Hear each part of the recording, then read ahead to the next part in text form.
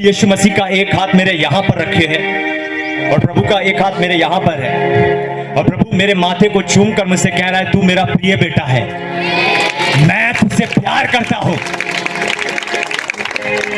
मैं तुझे अपना नबी बनाऊंगा और तुझे इस्तेमाल करूंगा। उस वक्त मेरी आंखों से आंसू आने लगे थे और मैंने अपने आप में, अपनी आत्मा में प्रभु से कहा, प्रभु तू मुझसे प्यार करता है, मैं तो पाप में हूं, मुझे तो कुछ समझ नहीं है। प्रभु ने कहा, मैं पापियों को धर्मी बनाने आया, मैं मूर्खों को अपनी प्रजा पर अगुवा बनाने आया, जिनको लोग बोलते हैं ये कुछ नहीं कर सकते हैं, ये नीच जात के हैं, ये छोटे कुल के हैं, इन्हें कुछ आता नहीं है, ये ना समझ है, ये कुछ नहीं कर सकते, ये दुर्बल है।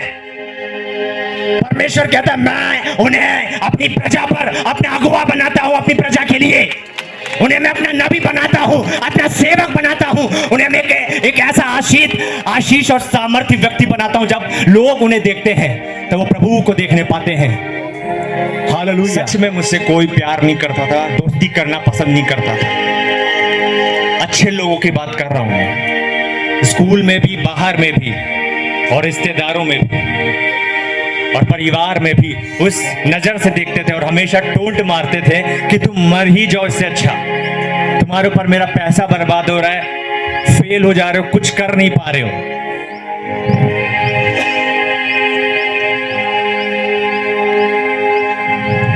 और मैं बहुत ही एक दिन सोच में चला गया, परेशान हो गया, बहुत दुखी हो गया कि फैमिली भी मुझसे यही कहती है, बाहर वाले भी कहते हैं, स्कूल जाता हूं तो वहां भी मुझे ये शब्द कहे जाते हैं और भी कई सारी बातें बोली जाती थी मुझे। तो मैं ये सोचने लगा, मेरा जीवन व्यर्थ है, बेकार है, कोई मुझसे प्यार नहीं करता है। सच में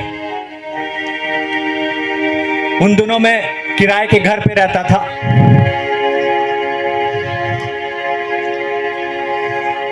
और मेरे घर के पास जहां हम रहते थे रेलवे ट्रैक था,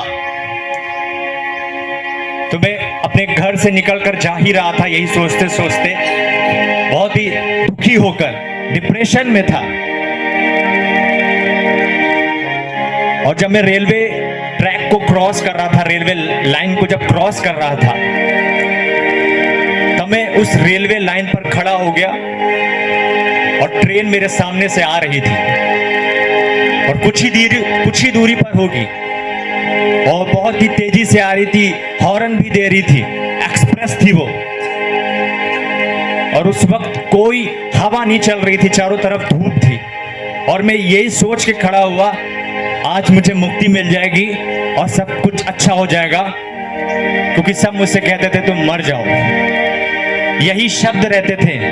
कोई व्यक्ति एक बार सुने तो जाने देता, लेकिन बार बार वो 2-3 सालों से सुनता आ रहा है, 3-4 सालों से सुनता आ रहा है एक ही शब्द। तो वो मेरे अंदर बैठ गया कि आज मैं अपने आप को आत्महत्या कर लेता हूं, सब ठीक हो जाएगा, चैन हो जाएगा।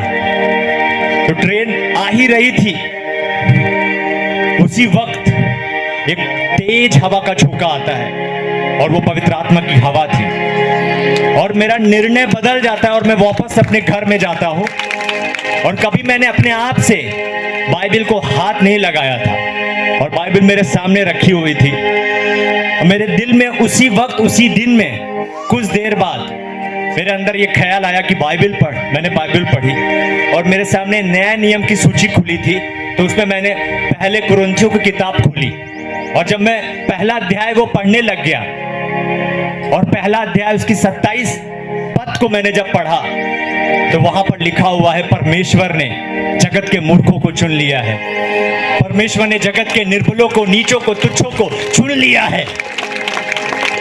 और उस वक्त मुझे महसूस हुआ कि कोई है जो प्यार करता है मुझसे, और मुझे अच्छा लगने लगा, एक प्यार, एक आनंद फील होने लगा और मैं उस दिन से बाइबल को पढ़ने लग गया।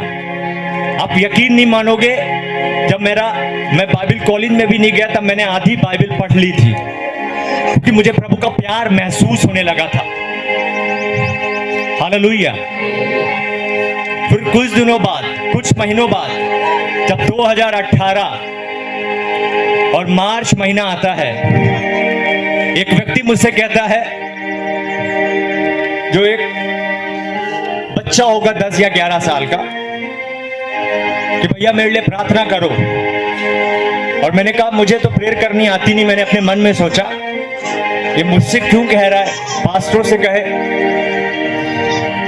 लेकिन मैंने पास्टरों के मुंह से, कुछ लोगों के मुंह से जो प्रार्थनाएं सुनी थी, उसको याद करके उस बच्चे के लिए प्रार्थना की यूं ही कि प्रभु तुझे छुए और तुझे आशीष दे, प्रभु इस बच्चे को तेरे हाथ में देता हूं। ऐसे मैंने प्रार्थना किया, वो बच्चा गिर गया, वो बच्चा पवित्र आत्मा की सामर्थ्य में गिर गया। मुझे लगा ये बच्चा नाटक कर रहा है। मैंने उससे पूछा तुझे क्या हुआ? उसने बोला मुझे बहुत आग सी लगी और मैं संभाल नहीं पाया। फिर मैंने उसके लिए प्रार्थना किया, वो और सामर्थ्य से भर गया पहले से ज्यादा। तब मैं उसके बाद अपने बॉडी पे एक गर्माहट पवित्र आत्मा की महसूस करने लगा और मैं भी डर गया कि ये मेरे साथ क्या हो रहा है। मैंने ये पहले कभी महसूस नहीं किया। फिर मुझे अच्छा लगने लगा। फिर उसके बाद उसके अगले दिन मैं घर गया और मेरा एक दोस्त था, वो बॉर्न क्रिश्चियन थे लेकिन सब ठंडे पड़े थे, नशे में थे, पाप में थे, प्रभु के जानने के बाद भी। और मैंने कहा दोस्त मैं तुम्हारे और तुम्हारे परिवार के लिए प्रार्थना करना चाहता हूं। उसने बोला जरूर।